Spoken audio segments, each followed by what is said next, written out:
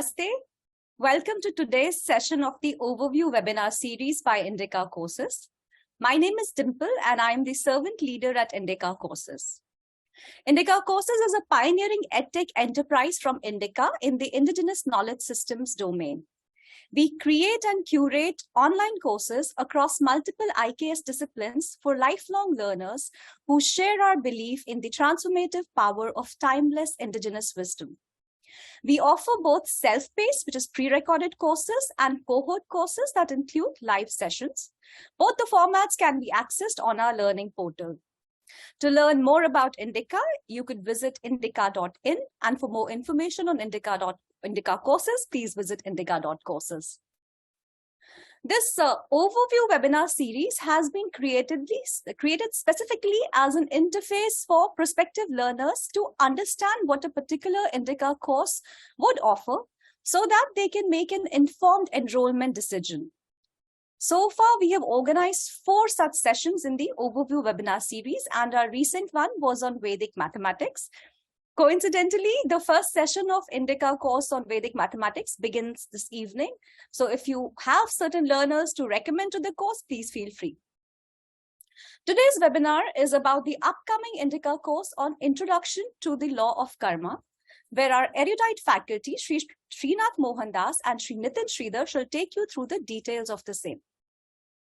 We are in an era where karma has been reduced to a 5-lettered equivalent of a female dog. Many people, including Hindus, can be seen using that phrase without a second thought. Many Hindus of late not only use but seem to believe in YOLO, or you only live once. Is it a manifestation of the ignorance of our core principles or a need to blend into the modern world? We really don't say no. There's a lack of formal initiation into the tenets of our faith as well.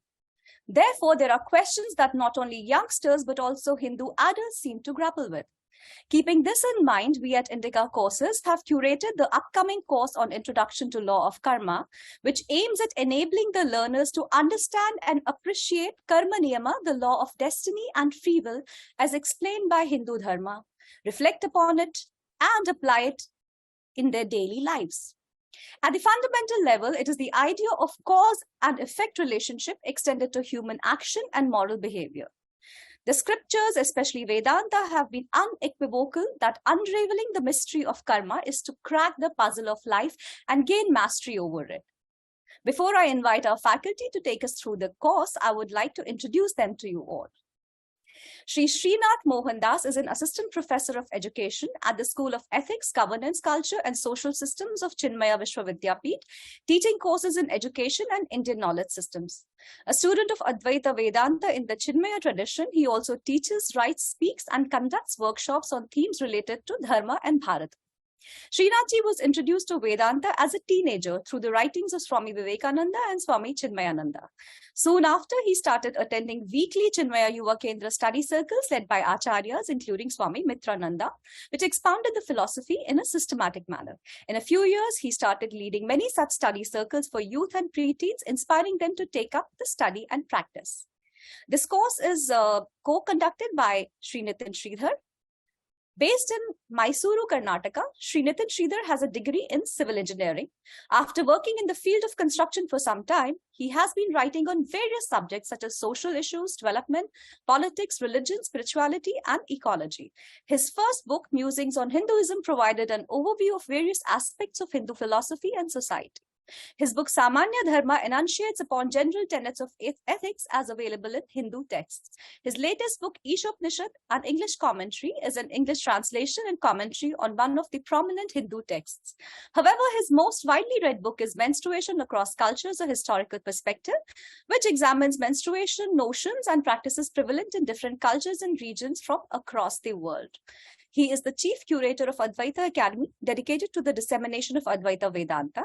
Nitinji has also served as the editor of India Facts, a portal on Indian history and culture. Nitinji has already conducted 2 very successful courses on our platform. Welcome to both Srinathji and Nitinji, and a very warm welcome once again to our wonderful audience here.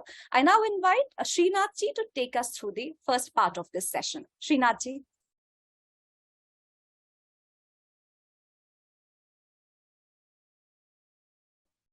Thank you, Dimpleji. Hari Om, everyone. Namaskaram.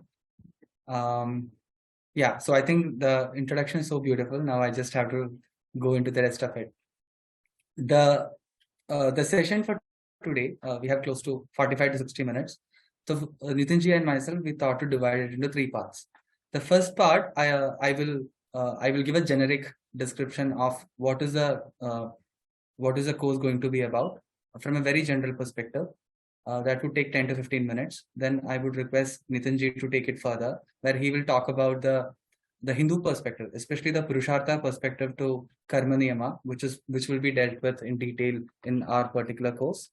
And then followed by a brief description about the course outline and more things, technical things about the course. And then we can have an interaction. You can ask questions. We will be most happy to answer to the best we know. So let me share my screen now. I have a small PPT, 3-4 slides of PPT prepared. Sure. I hope it is visible, right? Yes, Srinathji.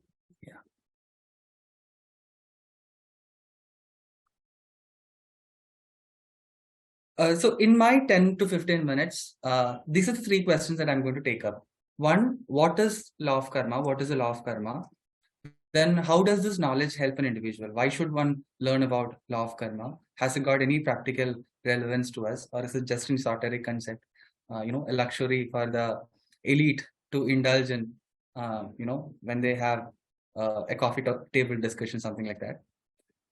Then third, why should one attend this particular course, Introduction to the Law of Karma, which Nitinji and myself, both of us are doing together. So to start with, what is law of karma? I think it has to be put in a very simple way. It is primarily the cause and effect relationship.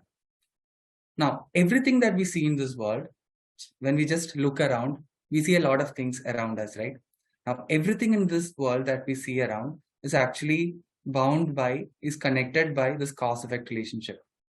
To give an example, the example that I've given here, if you sow apple seed, then apple tree is what comes out, not an orange tree, right? Which means what? There is a cause. If apple tree is the effect, the cause of that particular effect is the apple seed. If we take another example, okay, so I am right now sitting here and I have a table before me on which this particular laptop is kept, and this table is made up of wood. Now, if table is the effect, then wood is a cause. Similarly, you take anything around, like for example, another often quoted example is, let us say it rained tonight. Tomorrow, there is a high chance that we might have floods in the cities, especially, places like Chennai, Bangalore, even in Kochi where I live, the streets are not really well paved. And because of which you have floods there. So if it rains in the night, tomorrow morning, you know that the streets are choked and there is flood around. So here the flood becomes the effect and rain becomes the cause. You can take any example for that matter, anything and everything that you see around, that you take around, you will see that it is very well bound by the cause and effect relationship. Now, when you say cause and effect relationship, effect, of course, what you see before you, there are 3 kinds of causes that we are talking about. The first cause can be called the material cause, which is okay, so I'll say what are the 3 causes. First is the material cause, then there is an efficient cause, and then there is a instrumental cause. So material cause is called upadana karana. So if table is the example, if table is the effect, the upadana karanam is wood, is the tree, right? So that is a material cause. Now then there is an efficient cause, which is called the nimitta karanam. So what is efficient cause for a table? It is the carpenter who actually brought the wood and who carved it into a beautiful table becomes the efficient cause. So then, upadana karanam, nimitta karanam, and then sahakari karanam, where the instrument, it's called the instrumental cause. So then if you have to make a table, then you need to have the right equipments and instruments that the carpenter uses to bring that together. So basically we said there is everything that see around, everything that experience in this world is an effect. And if there is an effect, it has to have a cause behind it. And there are 3 kinds of causes we are talking about: nimitta karanam, Sahakari Karanam and Upadana Karanam, material cause, efficient cause, and instrumental cause. Now, this cause and effect relationship, now, if we actually boil it down, there are four basic principles, there are four basic rules which keeps together this cause and effect relationship. Now, the first rule is there can be no cause, there can be no effect without a cause. So all the effects that we see, everything and anything that you see has a cause behind it. So there can be no effect without a cause. Then effect is none other than cause in another form, which means, let us say, effect is none other than cause in another form, which means effect is stable. Then it is none other than the wood in another form. In Vedanta, generally we take the example of gold and ornaments. So let us say gold is a cause and a necklace is the effect, or the what is it? What do you say? The earrings is an effect. So the cause is one, but that cause can express itself in different forms in this particular case. So the second rule, coming back to second rule, we say effect is none other than cause in another form. Now the third rule says if the cause is removed from the effect, none of which exist. Right? You cannot imagine. So if it is a wooden table, then minus wood, there is no table left. Right? So the cause is when the cause is removed from the effect, none of it remains. Like for example, a golden chain, a golden necklace. If you remove gold from it, then the necklace doesn't remain. Right? So that is rule number 3. And therefore, we say that the cause is concurrent with and inherent in the effect. Now, so these are the basic 4 rules that keeps the cause and effect relationship together, and that cause and relationship effect is what we see, around us, and that is what we experience in this world. Now, I don't think anybody will have any objection to cause-effect relationship because it is very evident. It is on your face, right? You can explain any phenomenon in this world with this cause-effect relationship. So nobody will have an objection to this principle. Rather, everybody will agree to it. It is very logical. It is very rational. Now, the problem comes when we are extending this cause-effect relationship not just to this physical world that we live in, but also we start extending it to human actions, human behavior, and generally the moral domain, let us say. So that is when people might raise an objection. I had done one, 1.5 hours session earlier on law of karma. It is available on YouTube. So if you would like to see it as a precursor to the course, you're most welcome to do that. Now, in that particular webinar, I had mentioned about my interaction with one of the rationalists, and a famous rationalist. Interaction not in the sense that I had a conversation with him, but more like I happened to hear one of his talks. So he actually tells that cause-effect relationship, as in karma niyama, is acceptable to all of us. What is there to talk about? I mean, it is acceptable. But the problem comes when you start applying it to the human actions, human behavior, etc. Like for example, generally in karma niyama, we say that if you face a certain situation in your life, oh, that is your karma. It has a cause, and that cause is actually none other than yourself. That is the whole point, right? It is not that somebody is putting troubles into your life. Whatever actions you have committed, that has come back in a certain way, in a certain context and situation for you to play about. So here we are talking about cause and effect relationship extended to the human action, the moral domain. Now, since this is just an outline for the course, I would not touch upon that topic now, and that is exactly why I request all of you to join us to have a very good discussion on, maybe on a case-by-case basis. I mean, we can take specific cases as well to discuss all these concepts. So that is about what is karma niyama. And by the way, many of us tend to believe that karma niyama is like, karma is like destiny. So most of us, especially the English speakers, they equate or they translate karma niyama as law of destiny.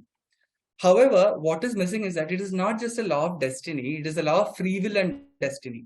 Karma niyama has 2 equal parts. One is about free will, the purushartha, the ability of the human choices. I mean, these days we talk a lot about, it's my choice. I should have the opportunity to make choices, right? So that is what free will represents. So karma niyama, one part of one leg, if karma niyama stands on 2 legs, one leg is the free will part, the purushartha part, and the other is of course the destiny part. And how purushartha and prarabdha, that is free will and destiny, touch each other. It's a circle in that way. how they contribute to each other, how they influence each other, that is also expounded in Karma Niyama. And therefore we say Karma Niyama means the law of destiny and free will. That's how, that would be a better translation of what Karma Niyama is. By the way, this translation is given by Swami Chinmayananda. Some of his writings we will include in this particular course. Now, how does this knowledge help an individual? Yeah, it's very simple. Now that we have given an overview of what is Karma Niyama in a generic way, the first point is that it will help me make better choices in life, right? If I understand what is action and what is the consequence of at what all levels the consequences of an action can manifest, right? Then it naturally becomes embedded. It becomes a knowledge embedded in us, which we will use every time we make a choice. And that choice could be anything. That choice could be, should I eat this particular food at this particular point of time? It could be something as simple as that. To maybe is this the right course that I want to do for my for my progress, or maybe is this the right career I should choose, or is this the right acharya I should approach, right? A lot of things. I mean, anything and everything that you come across in your life, there is a choice. There is a choice to be made, and that choice will be informed choice only when we understand the whole idea of Karma Niyama behind it. Now, the second aspect is it will help us live by exercising our Purushartha. First, we know that there is a choice before us, right? And secondly, once we know about it, then there is an opportunity for us to express our free will, that is our Purushartha. And also, and most importantly, it will also help us gracefully accept the Prarabdha. So there is no fight between free will and destiny. And I think this is one of the most important things, because generally, if you see the Western world, especially, I'm sure that many of you will be watching Hollywood movies. And the general template of a Hollywood movie, if you take the characters and how the hero responds to situations and all, hero is this guy who will fight against, destiny. He will make his own destiny, which is a very good thing. I mean, in our culture also, we say that you can make your own destiny. But it is not a fight between free will and destiny. It is not a fight between Purushartha and Prarabdha. Rather, it is an insight that comes out of an understanding of this whole framework, so that we make use of Purushartha and then we gracefully accept the Prarabdha. And I think that is what makes somebody's life beautiful, harmonious, calm, and integrated. Let me put that word. So that is the second aspect of it. And the third aspect, of course, it will pave way for self-realization. I have used the word self-realization here. It will pay our way to moksha, or Atma Sakshatkara is a better word, actually speaking. So it is obvious that all of us may not be seekers of Atma Sakshatkara at this point of time. We might know it as an intellectual idea, Jivan Muktas and self-realized masters. We might know it as an intellectual idea at that time, but maybe the mumukshutva, the desire to be free, right? That may not be very strong in us right now. That's absolutely fine. Even if that is not so strong in us, Karma Niyama will actually help us to strengthen it. And why, it is such a coveted state to be in. So at the third level, or at the highest level, it will pay way for self-realization. Now, coming to the third part, why should one join this particular course? The reason is it will present and examine all foundational concepts and principles of Karma Niyama, right? So we are going to look into all the concepts, and we are going to do a lot of case studies, including our own lives, in the sense that it will give us an opportunity to reflect deeply, or rather, look up some of these concepts in the light of our own lives. Not that you have to share. It is not that everyone will share each other's lives and talk about it and make a discussion out of it. That is not the point. But these concepts will help us reflect upon our own lives, and and help us get better insights, not just about the theory as such, but also the roadmap for our own life. So I think it has a strong spiritual angle in that sense, if that is what we understand by spirituality.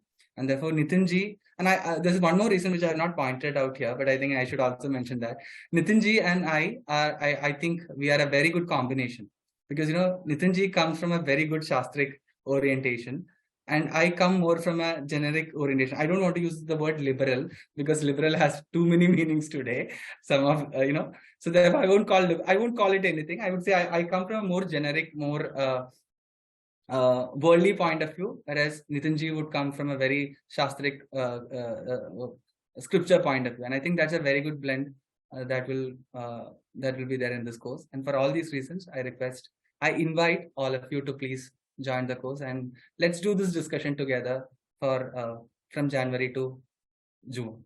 That's all. Thank you. Hari Om. Thank you so much, Srinathji. Thank you so much. So yeah, you summarized it that the both of you will contemporize the meaning for the cohort. So yeah, and this is the right moment to invite Nitinji to take us through the second part of the session. Nitinji.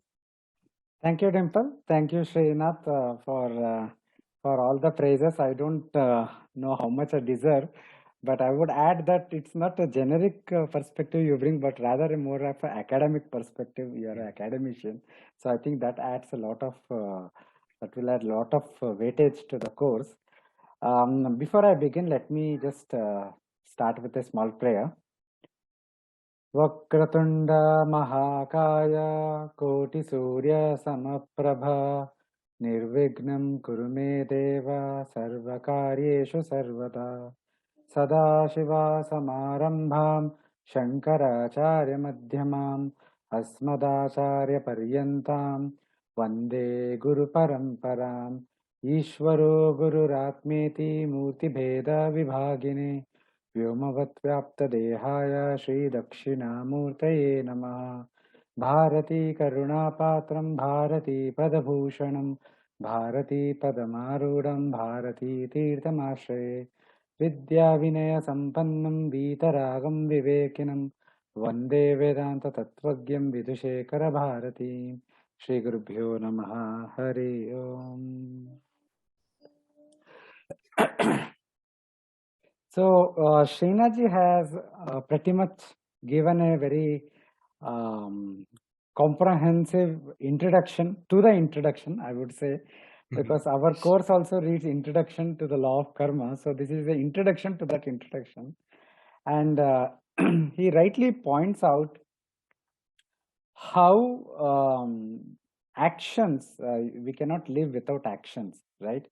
And we all see the cause and effect in the physical world, but somehow when it comes to human actions, while we all intuitively understand the cause and effect, for example, if the cause and effect were not there, then why would we study for exams, for example?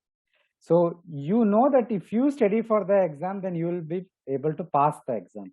And if you don't study for the exam, you will fail the exam, unless you cheat and pass. But cheating is also an action, right? But cheating implies that you could also get caught and debarred, right? So we intuitively understand that actions give rise to consequences. And Dimpleji mentioned at the beginning how karma has been reduced to a 5-letter female dog.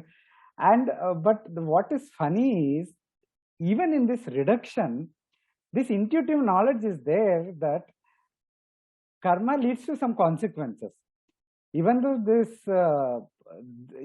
that reduction is simply, it's unpalatable, and reduction actually kind of misses all the nuances, but still the core intuitive knowledge is there that actions lead to consequences. So the purpose of this course is to understand better what actions leads to what kind of consequences, and only then we will be able to make practically it will be useful to us, because then we will be able to make better decisions when we face life situations, because we are always faced with choices, good, bad, ugly, and all kinds of choices. And the purpose of the course is to shed some light on some concepts, because these are the concepts, like if you want to study physical laws, you go to physics, right? You open the textbooks such as Resnick Halliday and others. So similarly, if you want to study about karma, the actions and the results, and most of the times, we don't know what kind of results comes. Why, for example, questions such as why someone is born with a golden spoon, why someone is born without a spoon, right? So these questions have answers, just like we refer to physics textbooks for answers for physical laws. For karma questions, we need to refer to Shastras. So that is what Bhagavad Gita, Bhagavan Krishna says. To know about what actions to do, to what actions to not do, you have to consult Shastras. This is a direct statement of Bhagavan Krishna, not something I have been making up. So with this, very brief introduction, let me start my presentation. I have a short presentation. I want to highlight the role of karma, or two parts of the presentation. First part is the place and role of karma from the Purushartha perspective. The second is an overview of the course, what we will be doing. Let me just start my presentation.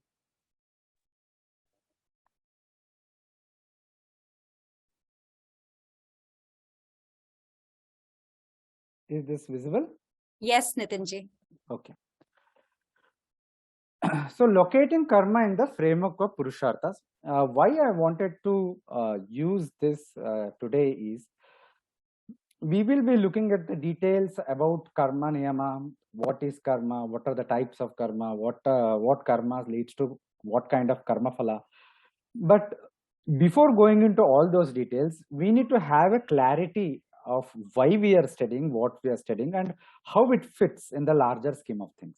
So one of the biggest models, one of the biggest models to understand life that our ancestors, our rishis, our shastras have given us is the framework of Purushartha. I'm sure most of the audience are familiar with the term Purushartha. If not the term Purushartha, at least with the terms such as Dharma, Artha, Kama, and Moksha. Now, the most important question that we all would have asked sometime in life, it may be when we were 7 years old, or it may be when we are 70 years old, it does not matter. But we would all have asked ourselves this question: what is the purpose of life? What drives us? To what end am I struggling in life? What do I want to achieve? You know, Indian parents have this, habit. They ask their children when they're in school, what do you want to do in life? Of course, the kind of answer they expect is whether do you want to become a doctor or engineer or such things, not any deeper answers. But still, that question itself is deep. What do you want to do? The next logical question will be, why do you want to do it, right? So why am I living a life? Why am I struggling? What is it the ultimate goal? Is it pleasure? Is it money? Is it good career? Is it family? Is it having children? Is it to earn name, fame? I think all of us would have had many or all of these as aim, but ultimately are these the pleasure, money, career, family, children? They are all the objects that we think will give us happiness, isn't it? Is it not happiness that we are all looking at? If you just pause and think, we will realize that it is happiness. Because I want to earn money, because through money I can buy things that I want, that through which I can enjoy something. If I have money, then I can binge watch on Netflix, for example, right? Why am I binge watching? I'm not a fool to just watch something without any purpose, right? I'm binge watching a serial on Netflix because I like that serial. Liking, it gives me, it feels pleasant, it feels happy, some form of happiness. Happiness is of many, many different forms, but it feels good. I want to have something in life. I want to feel good. I want to enjoy things. So there are different ways of putting it. So ultimately, all our actions, the goal of all our actions is happiness. And the means to attain that happiness is actions. Because there is no life without actions. Ishavasya Upanishad in its second verse says, it says that if you want to live for 100 years, Jiji Vishet Shatam Sama, if you want to live for 100 years, that is, if you want to live full life, Karmanya eva iha karma. You have to do, I just forgot the line of the mantra. So you have to perform action. There is no other way. Kurvan eva iha karmani, Jiji Vishet Shatam Samaha. So if you want to live 100 years, then you have to do karma. There is no other way than that. So karma or action is the means to attain the goal of life, which is happiness.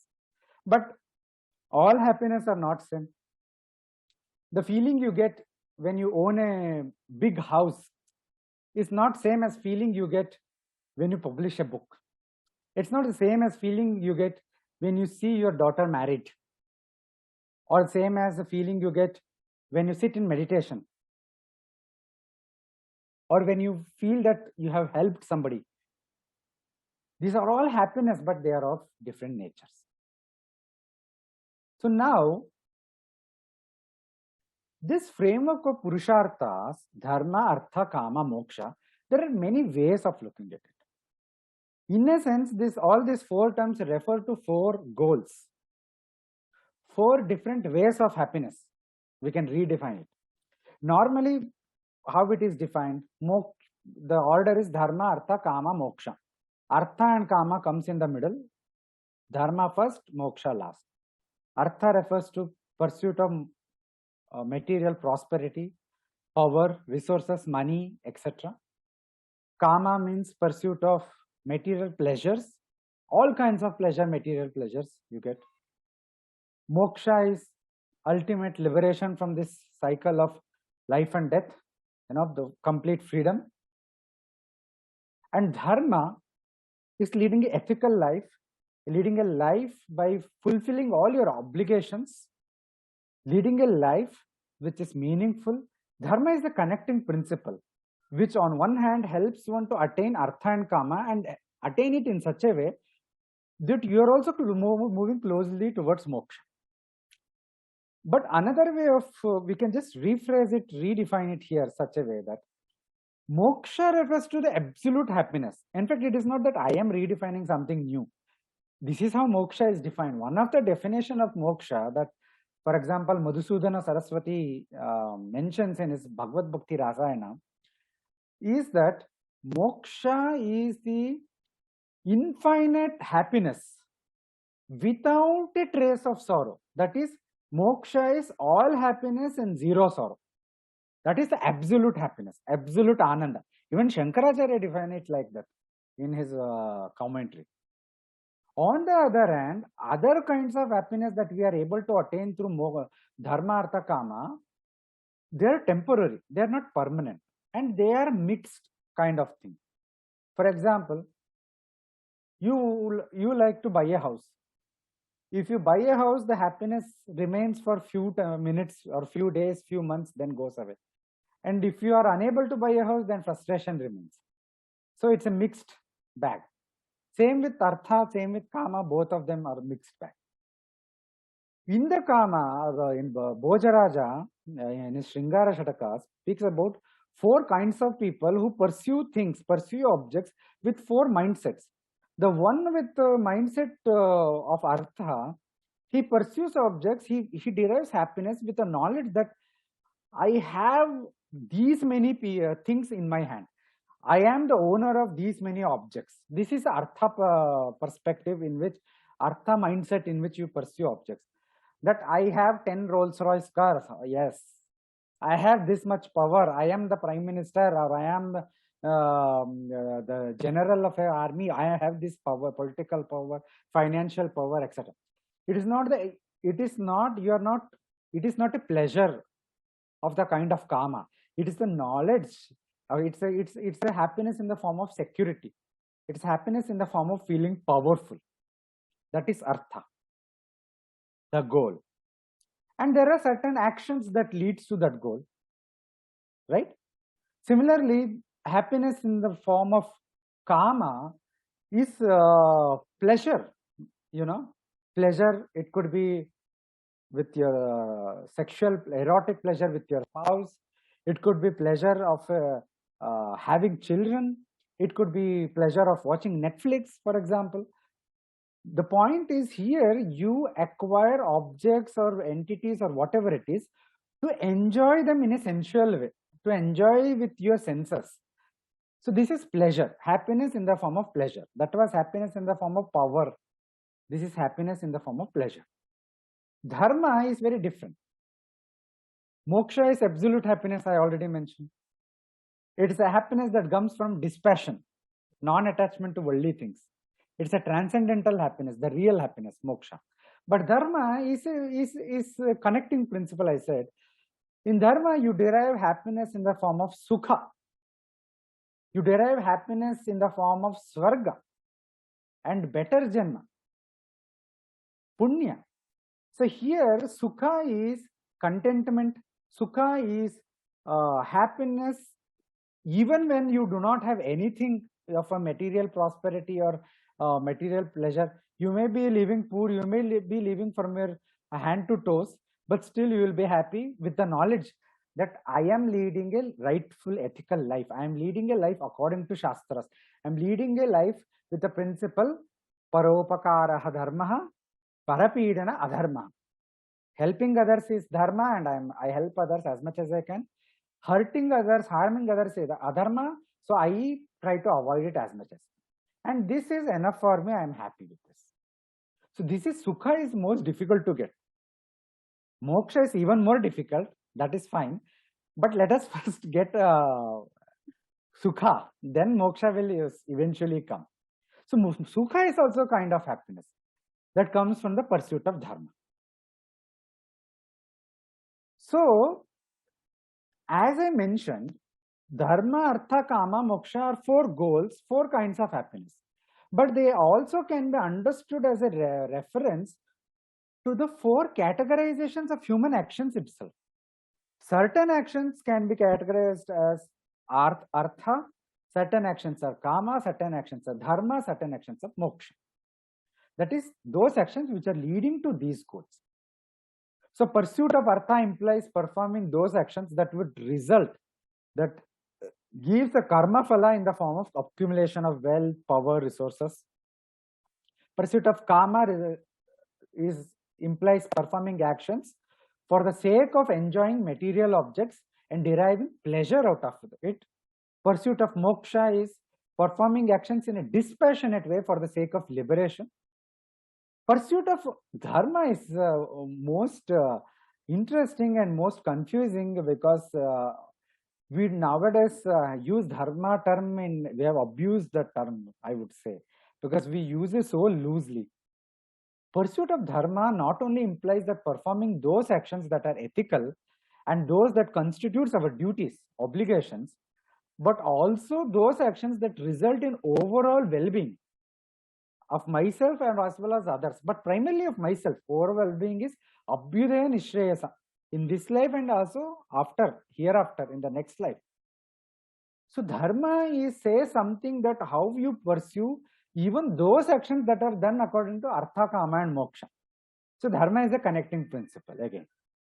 Manusmriti says that Bhagavan, Ishvara, created the notions of dharma and adharma for the sake of understanding action, for the sake of distinguishing one form of action into another form of action, by connecting those actions to particular forms of result. Like dharma leads to sukha, adharma leads to dukkha. Sukha is happiness, dukkha is sorrow. Dharma leads to swarga, heaven. Adharma leads to naraka, hell. These are not proper translations. These are not to be confused with Christian ideas of heaven and hell. But this is what it is. We also have a concept of swarga, naraka.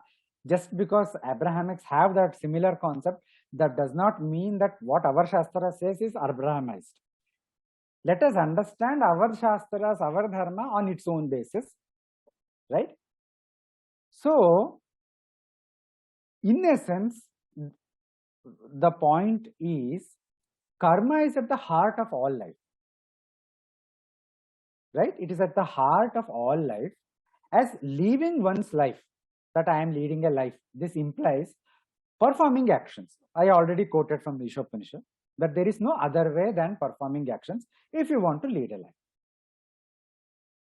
Therefore, leading a meaningful and fulfilling life, for that, it is essential that we understand karma, its meaning, its types, its consequences, and how to skillfully handle our actions such that our future is favorable to us, not unfavorable. In fact, understanding of karma niyama is it's very useful. It's the only way to actually catch hold of the karma, which is otherwise beyond our control. What is in our control is not the past, and future is also not fully under our control, but present is in our control. By controlling and directing and modifying and rectifying the mistakes in our current life, current actions, you can also indirectly control the future. That is what karma niyama is all about. That is what the dharma upadesha is all about. All our acharyas give dharma upadesha. We have so many texts from Manusmriti to Mahabharata, all giving dharma upadesha for this reason, so that to guide you, to help you make an informed choice, as they say in today's parlance, right? Informed choice. So this was the first part of my presentation. Let me just take the second part. Srinath, shall I go ahead with this? You perhaps could add wherever you want to add. Sure, yeah, you can go ahead with it. Yeah. So I and Srinath discussed how to do this course. We have been discussing on and off for the last few weeks. And I think the best way to go is we decided we would do it in 3 modules within a single course, 3 modules. The first one will focus on doctrine of karma, the very basic definitions, etc. Then we go for this debate on free will versus destiny. And then we go beyond karma, how to transcend it. So in the doctrine of karma, basically we will first examine definition of karma, the cause of karma, because that cause is very important. Why do we act? I touched upon it in this webinar, but we will see more. We will see from the Shastras, we will see more detail and the nature of karma, the inviolability of karma, and so on and so forth. And then the most important part of this module is the understanding different classifications of karma. I have just mentioned the names. You'll have to attend the course to see in detail. These classifications are important because the karmas are classified, but they're classified from different standpoints, from using different criteria. For example, the first one is daihika or kayika, manasika, vachika. It's about karmas performed from your physical actions, body, your mind, or your speech. Nowadays, we think that action, the English term only, it's about physical action. People say that I did not commit adultery, I just thought about it. Thinking is not wrong. Of course, thinking is not legally wrong. Legally, no court or no law can, penalize it. But it is adharma nevertheless. It is unethical nevertheless. So says our Shastras. So we look at it in more detail. Then we have nitya, naimitta, kamya karmas, different kinds of karmas based on whether they are binding, they are not binding, whether they are optional, whether obligatory, so on and so forth. Sanchita, prarabdha, agami, these have to do with how karma phala happens, how we come into existence, what causes our life, what causes our birth, what kind of karmas. We will see that. Samanya and Vishesha dharmas, these are very important. These are all about our obligations, what kind of ethical duties we have, what kind of relational duties we have. We will see all them. Pravritti, nivritti, this has to do with worldly pursuit versus moksha pursuit. And then we will deal with dharma versus adharma. We'll see what is the definition of dharma. And this is very important because dharma, as I said, Manu says that the notion of dharma was given by Bhagavan so that you understand action, so that you can discriminate, you can distinguish between one kind of action and another kind of action. So you'll see what is the exact definition of dharma. How do we acquire authentic knowledge about dharma, sources of dharma, the concept of apurva. This is a Mimamsa concept. Basically, it explains how an action gives rise to a result. Because we see that action is performed now, but the result will come after a pause of time. Even the simple example is, you write an exam today, in March people write their board exams, they get the result in July, right? So there is a gap in time. So then how do we explain the arising of a fruit of action from action? So we'll see that. We'll see notion of papa, punya, and we'll also see different types of adharma. What are the major types of unethical, adharmic actions we can do, so which we should avoid? This will be all for first module. This will be a longer module. And then the second module will be fully about discussion about destiny versus free will, whether we have complete free choice in our actions or whether all our actions are completely controlled. We have no choice at all. So we will deal with these questions, and I will be taking, and Srinath will be taking up one very interesting conversations on this topic that from a book called Dialogues with Guru, wherein Jagadguru Shankaracharya Sri Chandrasekhara Bharati of Sringeri, one of the previous acharyas, he clarifies the doubt on this subject in a wonderful way, most logical way, and we will read that conversation for clarity. And the final module is Beyond Karma. It will be explaining the relationship between karma and moksha, because there are a lot of issues regarding this aspect, and what is the Vedantic stand on that? Why moksha is the ultimate goal? What does it mean to say moksha is the ultimate goal? The definition of that goal, the means to attain that goal, and where does the karma comes into play, and how to go beyond karma, how to transcend it through various paths such as karma yoga, bhakti yoga, gnana yoga, and where all of them fit in. That is a kind of a Vedantic roadmap for your life, for your spiritual life, but also for all forms of life. And then we will see Krama Mukti, Jivan Mukti, different kinds of liberation. We will see all of them, the whole package, in as much as possible, because of course we cannot go on doing all of them. I just finished one course on Isha Upanishad, as Dimpleji said, it finished last Wednesday.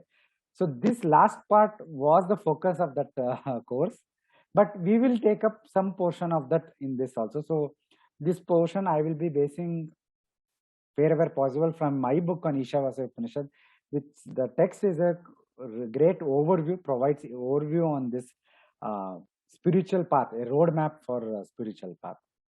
So Srinath, do you want to add anything? Should I stop the share? I think you have covered all the points very, very clearly, very beautifully. Just correct me. I think I missed. Did you mention about karma? The karma niyama, and how we will be talking about karma yoga, bhakti yoga, jnana yoga. I don't know if I missed it or. I mentioned it in the third module, transcending karma by karma yoga, bhakti yoga, and gnana yoga, right? Yeah. So I think we have covered almost everything. We can have interaction now if people are interested to ask questions. Sure. Thank you, Nitinji. We already have a few questions in the Q&A box. We have 3 questions actually. So either of you two gentlemen, the open 3 questions. There's one from Sri Abhijit, one from Jan Haliji, and I hope I'm pronouncing the name right. And if I'm not, please, I really apologize. And then we have one from Sarita Seshagiri. So either of you two could take the questions, the open ones. Yeah, sure. I think we can discuss the questions. I mean, can you please read out? Yeah, sure. So Srinath ji, this is a question specifically for you, so you have to answer it. Abhijit Das ji says, how does karma principle dwell upon destiny, since karma niyama is equal to law of destiny and free will? What is the meaning of free will? Right. So let us say it is Purushartha and Prarabdha, and Purushartha is translated as free will, and Prarabdha is translated as destiny here. So now the question that normally comes is, if how can both of them coexist? If you have free will, then you have free will. That is absolute.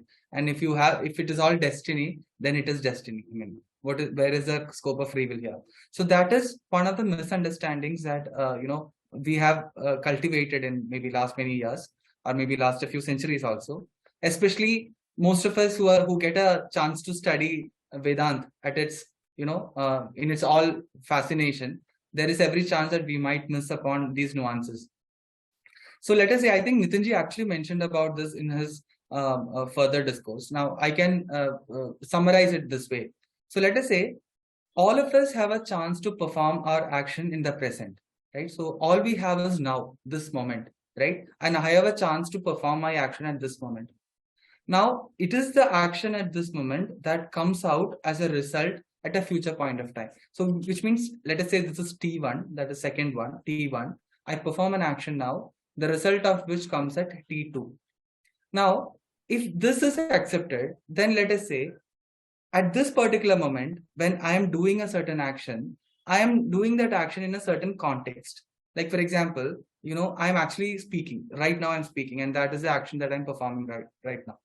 However, now there is a setting that has come around me for me to speak. Now, there is a webinar happening. All of you have come together. You have registered. You are listening to me from your own places.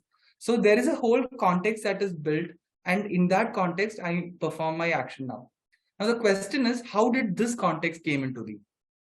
Right? So that speaking, if you look at it, we would know that this particular context came to be from a previous action of mine, which is maybe not just mine, previous action of myself, Dimpleji and Nitinji, which is basically we had a conversation, should we do a course like that, right? And when we had that conversation, we said that, okay, the course is going to start in January. So why not have a webinar 1 month before that, right? So there is an action, and the result of that action has set this context where three of us, not just three of us, all of you are performing an action now. So there is an action in this moment. In this moment, there is also a context around it. And that context is the result of a previous action. So if you take a time scale, there is a present. And in that present is actually made possible from your past. But that past was your present at a previous time, right? So if this is the case, then we can safely say that there is only action. And that action has result. Our focus is on doing that action, which is what is called free will. But then free will cannot exist in thin air. The free will has to exist in a context. And that context is your destiny. But that destiny is a result, is curated by your previous action. I hope I'm making myself clear here, right? So there is an action, there is a result. Result sets the destiny. So which means what? Which means both free will as well as destiny coexist. And I think this is the nuance that many people miss, right? It is either, so I think in one of my writings, I ended that writing with the sentence, that is, it is not, the law of karma is not a, what I mean, I forget that exact word that I used. It is basically, it is neither a defeatism, it is neither a fatalism, right? Oh, everything is decided. Now, what am I supposed to do? I just sit. No, not everything is not decided that way, right? Now, there is another end. You say that, I make my world, it is all my actions. I do it, right?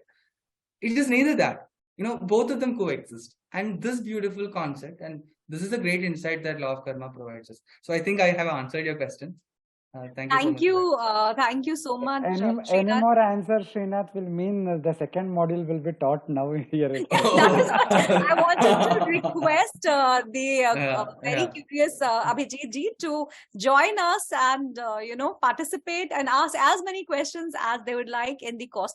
There are two questions by the same learner. Jan ji is our cherished learner. She says, I'll just summarize it. So essentially, she's saying that she's familiar with a little bit of Sanskrit, but because she's not from India, so sometimes it becomes very hard for her to capture all the words used when they are new to her.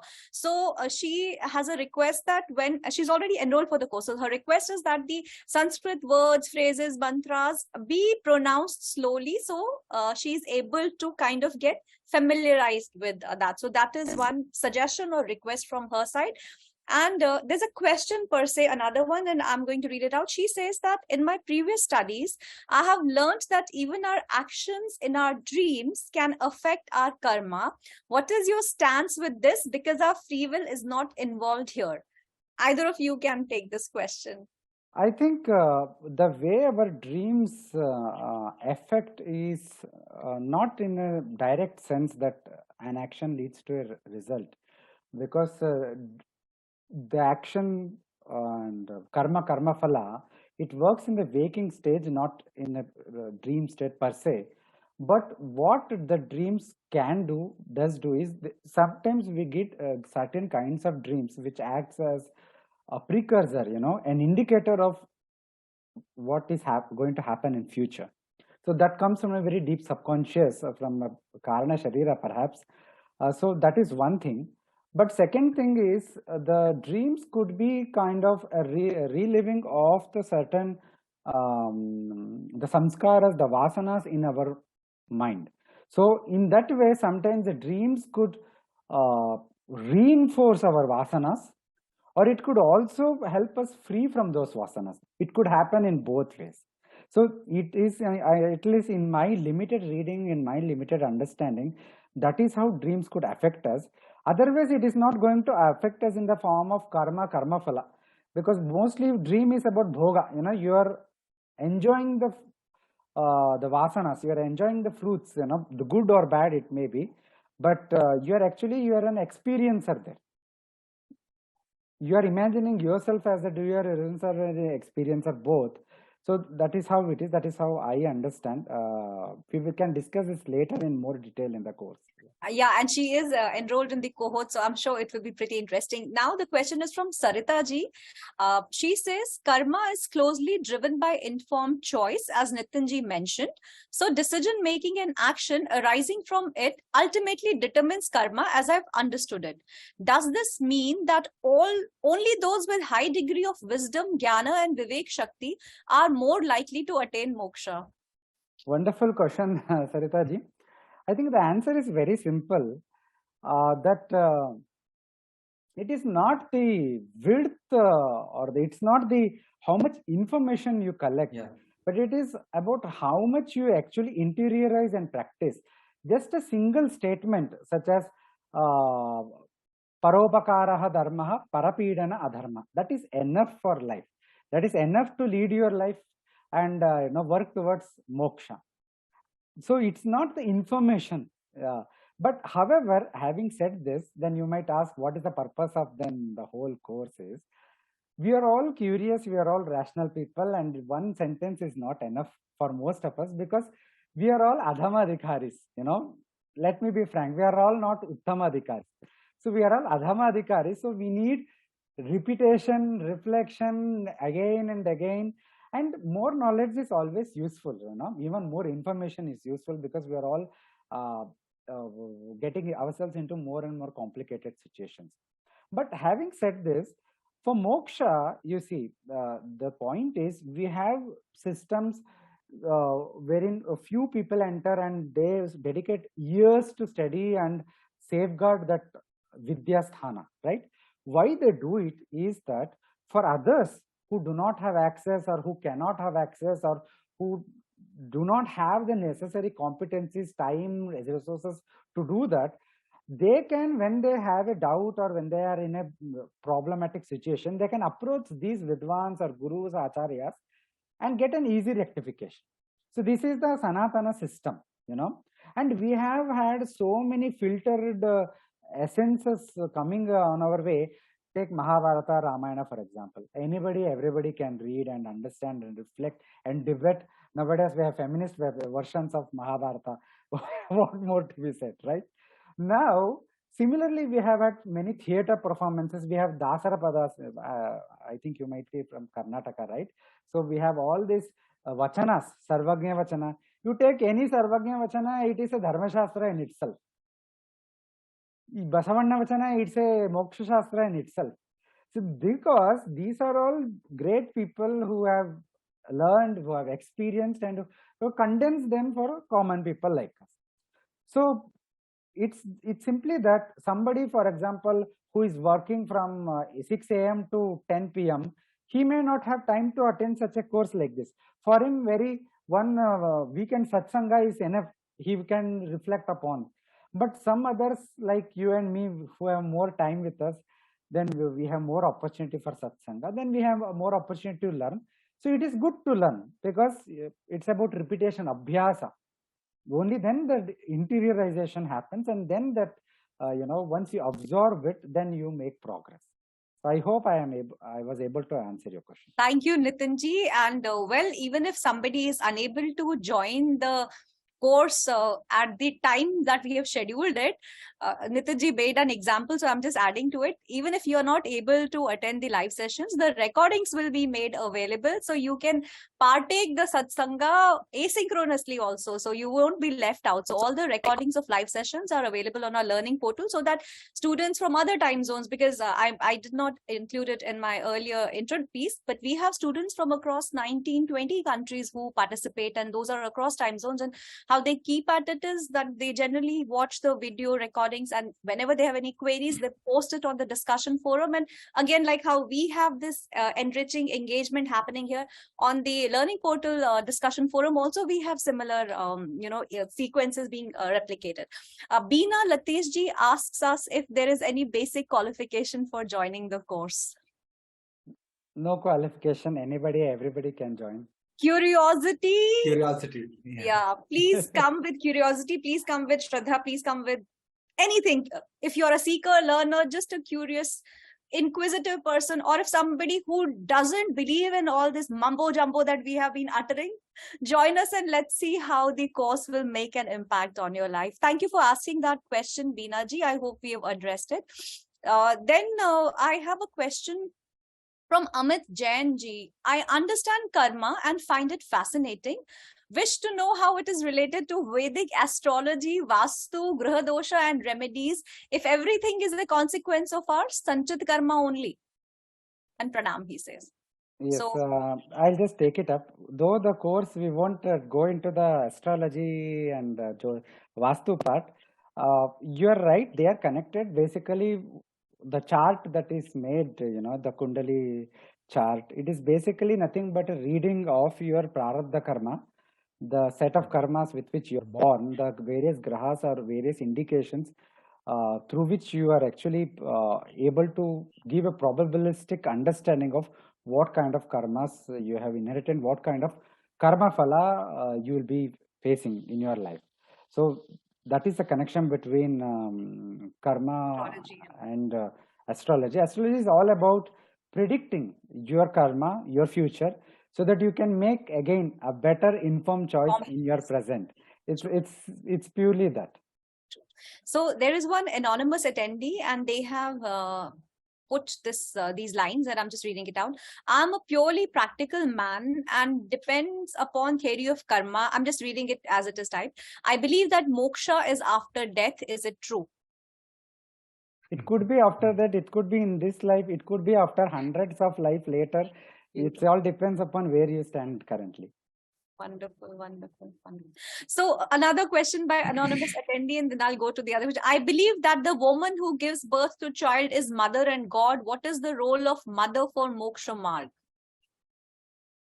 The very first role for moksha marg is simply this, that you cannot even start the journey on the moksha marg, that is jnana yoga, without attaining chitta shuddhi. For attaining chitta shuddhi, you have to perform dharma, and the worst dharma is to serve your parents. Matra deva bhava, pitru deva bhava, acharya deva bhava. You serve them without serving them. No chitta shuddhi. No chitta shuddhi means no competency for moksha marga, then no moksha. Wow. Ravi Raj ji asks, will this course help me understand spiritual aspects of Panchakosha? I think you're referring to, sorry Ichinath, I have just hijacked the... It's okay, you can go on. So, I think you're referring to Vedantic notion of Panchakosha. We may not be directly dealing with that, but if the occasion arises, definitely, because we may be dealing with the Sanchita Karma, etc., then we'll be looking briefly into this three shariras, So then in that context, maybe a little bit of Panchakosha, but not directly, not much. Okay, understood. Kalyani Raghavanji asks, how do the deeds of my community, my family, my country affect my karma? Complicated question and not easy to answer. There are two ways to look at it. We get a birth in a particular family, particular community, particular nation, all because of our Purva Janma karma. It is not easy to get birth in this land of Punya Bhumi of Bharata, which is a Karma Bhumi. The Hindu view is that all other geographies are Bhoga Bhumi. This alone is Karma Bhumi. You can attain moksha, you can attain dharma, papa, punya in this land alone. So that is one way to look at it. Your birth in a particular family, community, etc. is because of your Purva Janma Karma. So you have a rina, you have a debt, karmic debt to all of them, which you have to fulfill in your life through serving them, to serving your parents, to serving, to serving your community, your lineage. So that is all this about Kula Dharma, Rashtra Dharma, everything comes under that. So secondly, how they influence you. As a community, whatever actions the community takes, it affects your descendants, right? And as an individual, whatever you contribute to the community actions, you bear the consequence of that action also. So it's both ways. Thank you, Nitinji. There is a comment by Yogi Chibukulaji. I hope I'm pronouncing it correctly, and if not, please pardon me. Can we have the fourth rule spelled out again? 3 were mentioned. I guess, Srinathji, did you? Yes. I did. Yeah. Yeah. So first 3 rules, I think you have got it there. So now the fourth rule is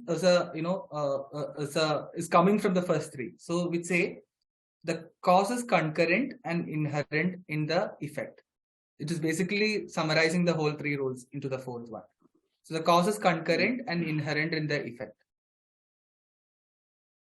This is the last question that we will take, and if there are any other queries that come to your minds, dear audience, or when we place the recording of this session on INDIC Academy's YouTube channel, if there are any questions, please feel free to mail us at reachout@indica.courses, and we'll make sure that the faculty gets back to you through us, number 1. I have already shared the registration link in the chat box for everyone to peruse the details of the course. If after doing that you still have queries, again, reachout@indica.courses is your go-to mail ID for reaching out to us. And now the last question of this session, though I would have loved to go on and on, but Nitinji and Srinathji have had a very long day and they've really deigned to give us this time. So let's make the most of it. Last question. Pratibhaji asks, how can you still perform karma or purushartha if you achieve sukha? Because sukha is still in the realm of vyavahara. It's still in that everyday world. You have not transcended it. Only when you go to moksha, then you transcend sukha. Thank you, Nitinji. Thank you, Srinathji. Any concluding words from the both of you before I move on to the last thank you part? Any words from either of you? Yeah, please join. Let's have a good time. Let's discuss about karma niyama and deepen our understanding. Wonderful. Nitinji, anything from your side? I think same thing. Join the course and we will together explore many interesting aspects. Yeah. I'm sure that the energy that we have generated in this space would have offered you a small teaser and sample of what would the course entail per se. And most of our courses are like that. Even profound concepts get discussed in a very informal setting. The content is formal, but students can come forward, ask questions. There is no restriction. There is no eligibility criteria per se. If you're a seeker, you have quest. If you're a learner, you participate. And our faculty is the creme de la creme from across the world, and we are really proud of it. So we encourage you to check out the course. Details have been shared. Or if you missed out the link, you can also visit indica.courses and find out the details from there. In addition to this, we also offer scholarships and grants. Please look up that section on our website, and you can also reach out to us at reachout@indica.courses. With this, we come to the conclusion of today's overview webinar series. Do not forget to register for the free webinar that is scheduled on the 21st of this month. That will be an overview of INDICA course on integral well-being by the wonderful Nritya Jagannathanji. So I will see you on Wednesday at 6 p.m. again. Really heartfelt gratitude to my wonderful faculty, Nitinji and Srinathji, for taking out time for today. And really deepest from the bottom of my heart, I extend gratitude to the wonderful audience. We've had more than 500 plus registrations for this webinar, and the attendance has been amazing. And the kind of engagement that we've seen, it only goes on to encourage us to curate new and new courses for us. So thank you so much for taking out your time, dear audience members. We look forward to your presence, participation in our webinars and also in our courses. Thank you to my colleagues from INDICA, Kotiji, Amit, and the entire team from INDICA courses. With that, see you again in the next webinar. Namaskar. Namaste.